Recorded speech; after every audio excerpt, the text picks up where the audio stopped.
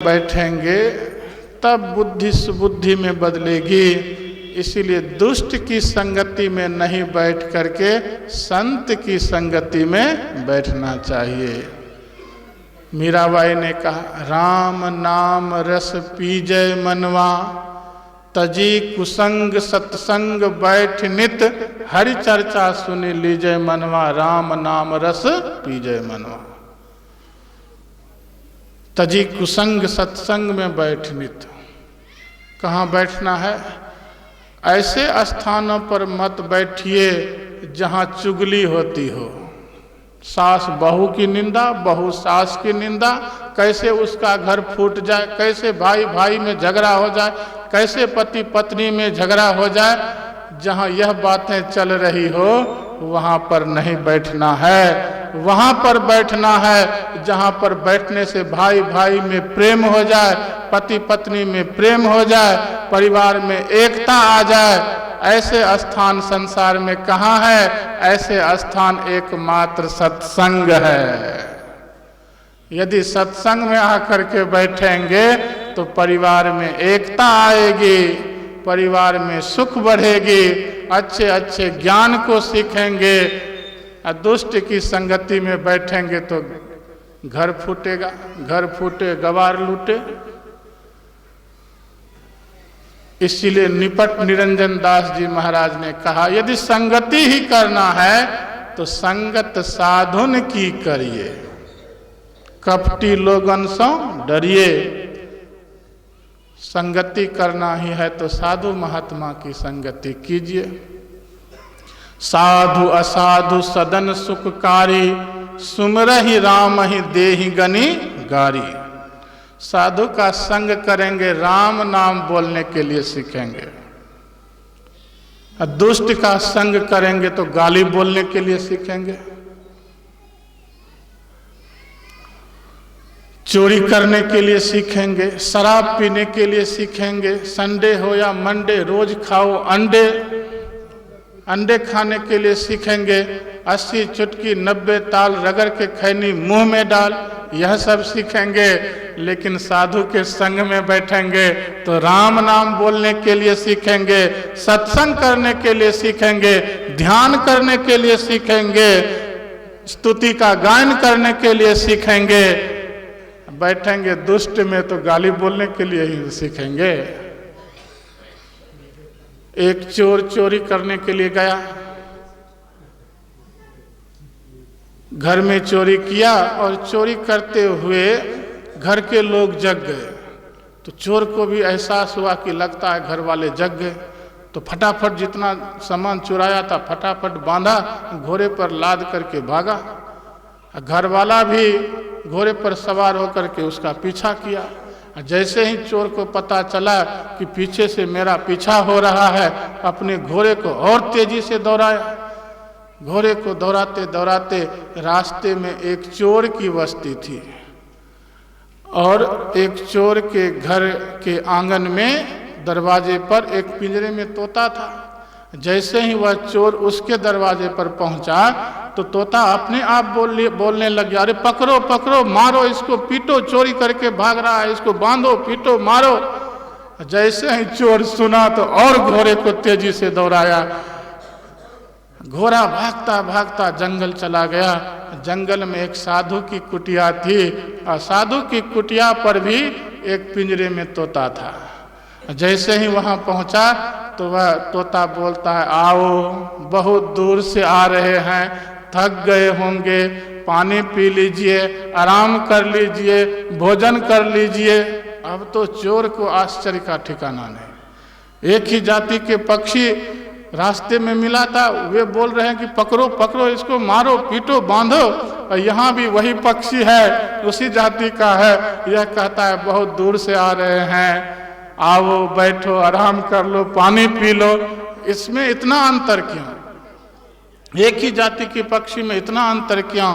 तब अंदर से महात्मा जी निकलते हैं तो चोर आश्चर्य से पूछते हैं, एक ही जाति के पक्षी और इस प्रकार की भाषा बोले हैं, आखिर इतना अंतर क्यों?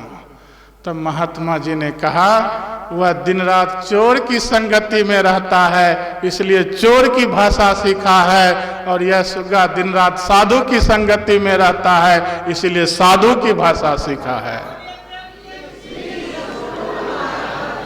साधु के संग में रहेंगे तो साधु की भाषा सीखेंगे, राम राम बोलने के लिए सीखेंगे, ध्यान करने के लिए सीखेंगे, स्तुति का गायन करने के लिए सीखेंगे।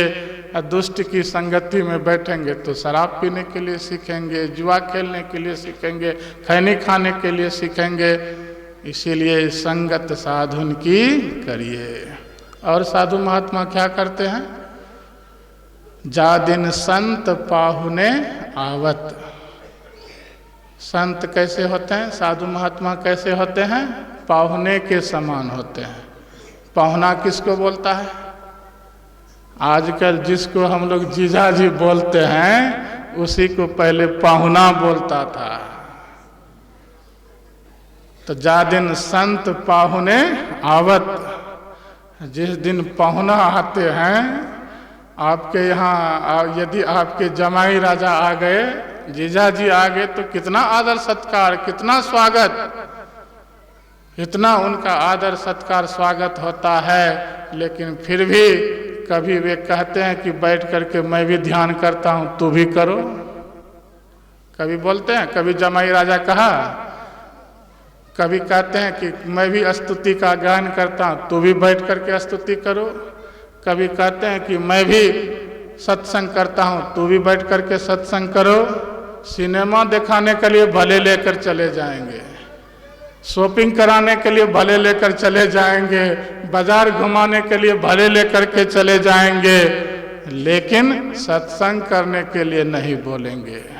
लेकिन साधु महात्मा रूपी पहना जिस दिन आपके यहाँ आते हैं,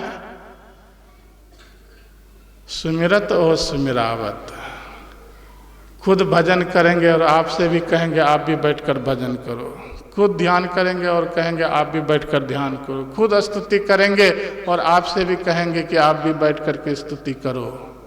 नरक की तरफ लेकर जाने वाले तो बहुत लोग मिल जाएंगे, लेकिन नरक के दुखों से छुटकारा दिलाने वाले संसार में यदि कोई है तो साधु महात्मा ही हैं।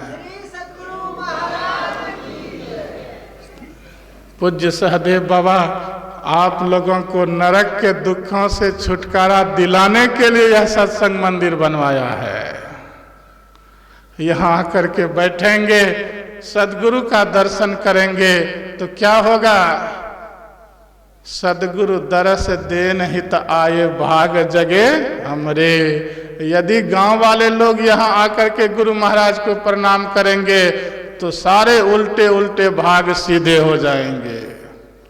मोहर के सारे अक्षर उल्टे उल्टे होते हैं, जब कागज पर चिपकाया जाता है तो सारे अक्षर सीधे हो जाते हैं। उसी प्रकार से यदि इस सत्संग मंदिर में आकर के गुरु महाराज के चरणों में प्रणाम निवेदित करेंगे, सत्संग करेंगे, ध्यान करेंगे, तो आपके सारे उल्टे उल्टे भाग्य सीधे हो जाएंगे।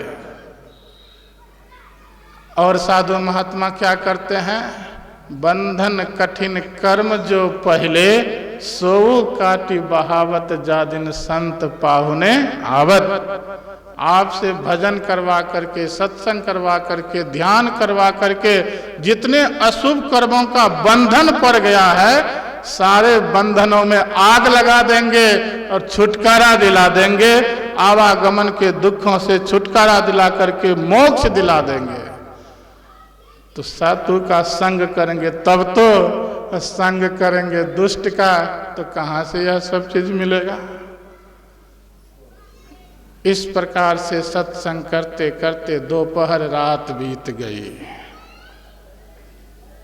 तब जब सत्संग समाप्त किए तो भगवान श्री राम और लक्ष्मण जी विश्वामित्र मुनि की सेवा में लग गए, उनकी सेवा करने लग गए। गुरु की भक्ति साधु की सेवा बिनु नहीं कछहु पाई हो। साधु संतों की सेवा कीजिए। अब भक्ति को ही सेवा कहते हैं। यदि सेवा करेंगे तब क्या मिलेगा? सेवा से हैं सद्गुण आते, जिससे जीवन सुखमय होता।